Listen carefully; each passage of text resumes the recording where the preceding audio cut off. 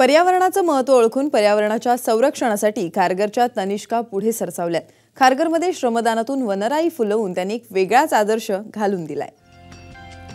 खारघर टेकडीवरील ही घनदाट वनराई, या वनराईत घाम गाळणाऱ्या या तनिष्का 70 एकर जागेवर या तनिष्कांनी वनराई फुलवण्याचं व्रत घेतलंय। आतापर्यंत या 70 एकर जागेत या तनिष्कांनी आपल्या मार्शल वुमन सिक्युरिटी सर्व्हिसच्या सहाय्यानं फुलझाडं, फळझाडं आणि आयुर्वेदिक झाडांची मोठ्या प्रमाणावर लागवड केली आहे। आम्ही जवळजवळ गेल्या काही वर्षापासून या प्लॅनेटवर जे कामं करतोय त्याच्यामध्ये आम्ही फळझाडे कसे उगवायची, फुलझाडे, आरोग्यासाठी कोणते महत्त्वाचे झाडे आहेत ते उगवलेत।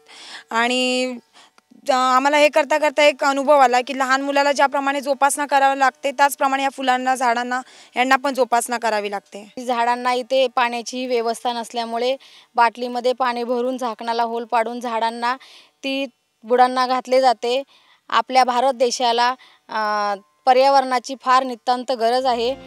दिवसभर मेहनत घेऊन बाटलीतून पाणी घालून या तनिष्का झाडांची जोपासना करतायत। इथं वेगवेगळी पिकं देखील घ्यायची त्यांची इच्छा आहे आणि यातूनच स्वयंपूर्ण होऊन छोटेखानी व्यवसाय सुरू करून आपल्या कुटुंबाला हातभार लावायचा आहे। या बाबतीत आपण पाहिलंच आहे नक्कीच की 12,000 वनस्पती डौलाने उभ्या आहेत आणि ह्याचं श्रेय आमच्या सर्व महिलांना जातं, तनिष्का ग्रुपला जातं की त्यांनी भरपूर मेहनत घेऊन मेरा हरियाला भारतची कोशिश केलेली आहे। केवळ स्वयंरोजगारच नाही तर यातून पर्यावरण संरक्षण करण्याचं व्रत या तनिष्कांनी घेतलंय। कॅमेरामन नितीन बोडारेसह मिलिंद तांबे, साम टीव्ही, नवी मुंबई।